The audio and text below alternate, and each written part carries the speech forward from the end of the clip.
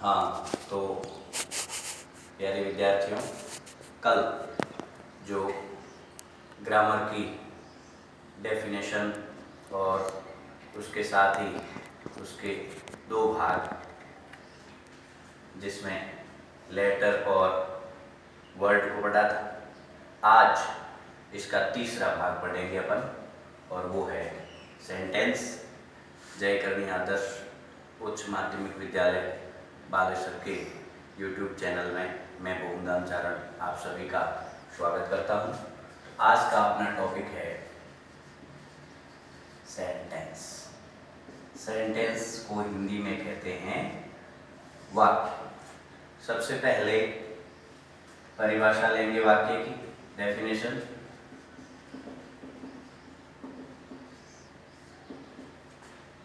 A sentence is a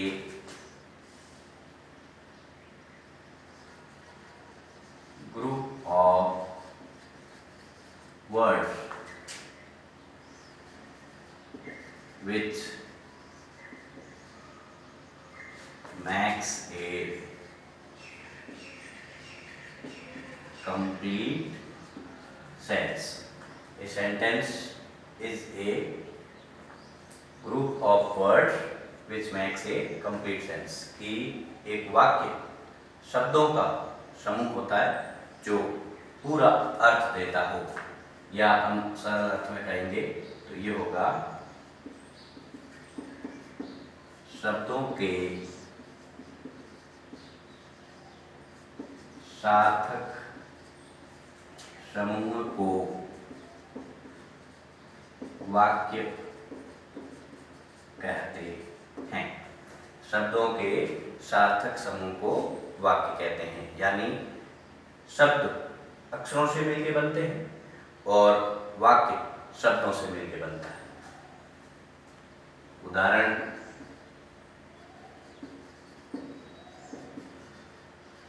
this is a fan.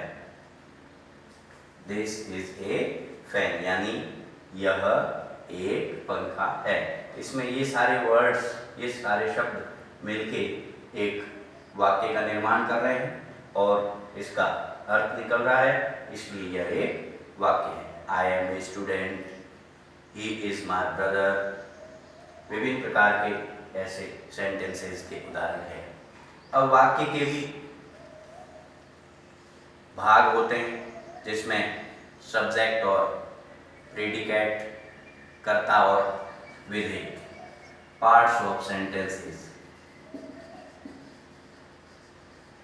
Parts of sentences में दो आते हैं, पहला है सब्जेक्ट और दूसरा है प्रेडिकेट। इसको कर्ता बोलते हैं और इसको विधेय बोलते हैं। जैसे जो वाक्य में कार्य को करने वाला होता है उसे कर्ता बोलते हैं। इसके साथ helping verb, main verb, object, ये सब वाक्य के जो अलग अलग भाग हैं, ये आपको आगे और समझाएंगे। इसी टॉपिक में फिर आगे लेंगे काइंड्स ऑफ सेंटेंसेस, वाक्यों के प्रकार। तो ये टॉपिक आपने लिख दिया होगा, समझ में आ गया होगा। इसी में अगला टॉपिक काइंड्स ऑफ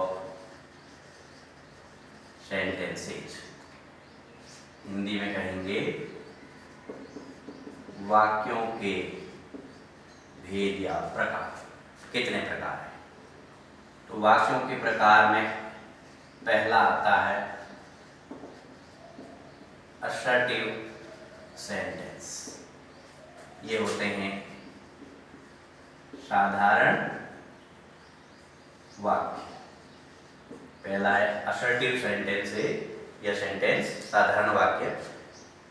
ये दो प्रकार के होते हैं। इसका पहला प्रकार है अफर्मेटिव, जिसे स्वीकारात्मक या आकारात्मक वाक्य कहते हैं, और दूसरा है नेगेटिव, जिसे नकारात्मक वाक्य कहते हैं। जिस वाक्य से सकारात्मक का बोध होता है, जैसे राम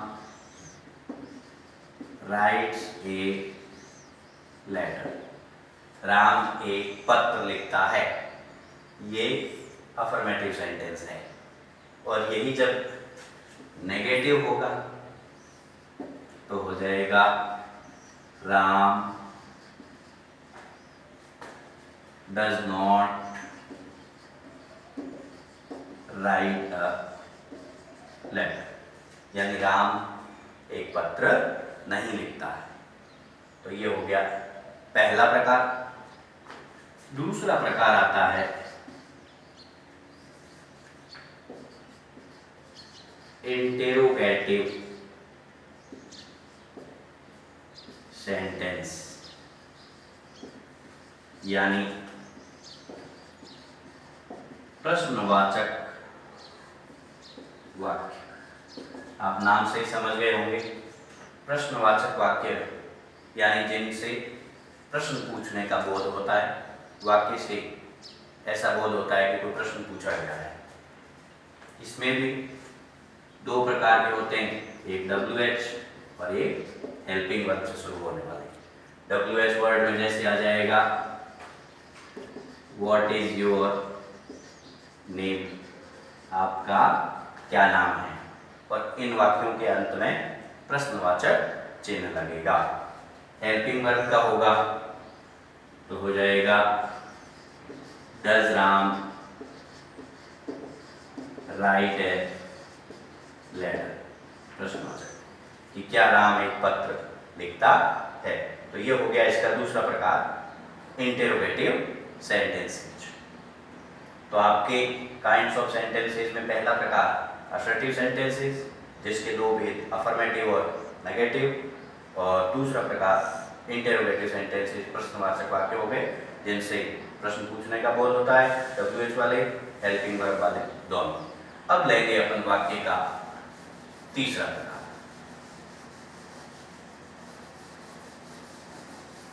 साथ साथ लिखते जाएं, समझते जाएं।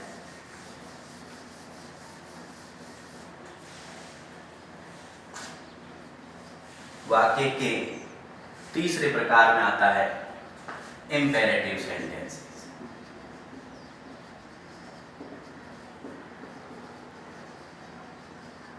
इंपेरेटिव सेंटेंस, जिसको हिंदी में कहते हैं आदेशात्मक वाक्य।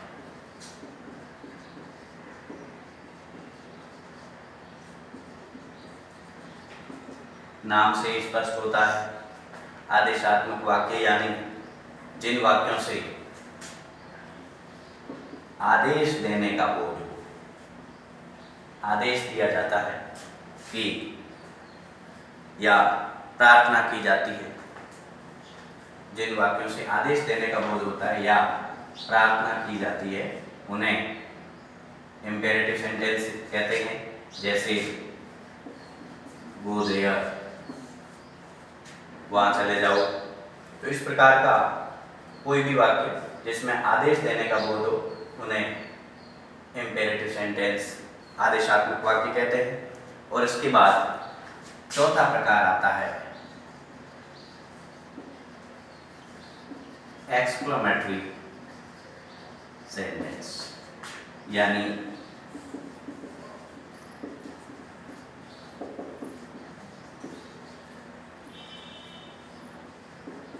विस्मयादि बोधक वाक्य।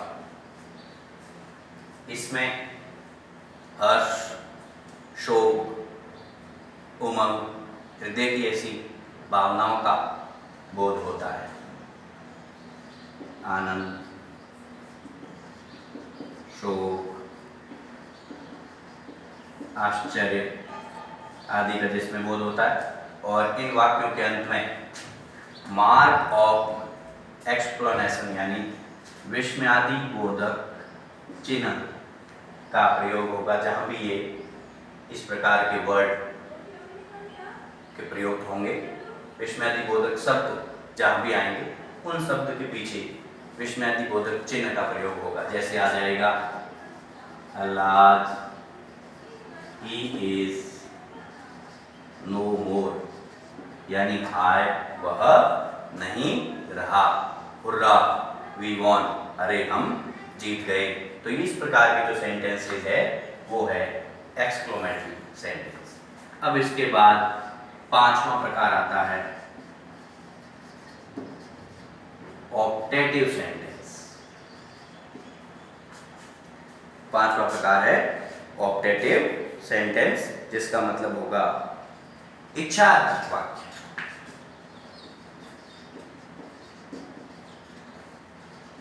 ऑप्टेटिव सेंटेंस यानी इच्छार्थक वाक्य।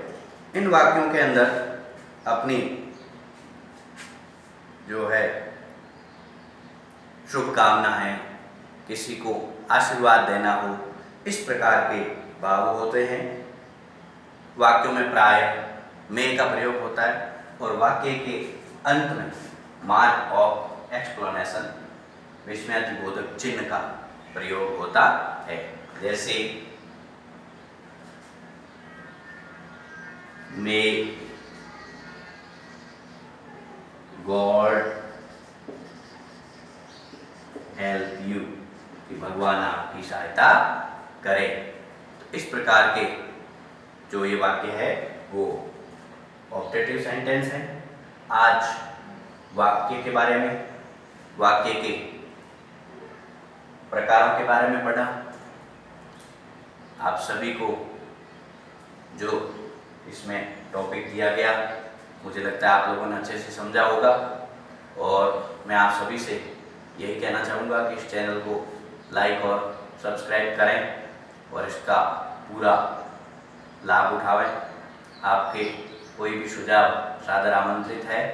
और अगले वीडियो में एक नए टॉपिक के साथ फिर मिलेंगे। धन्यवाद।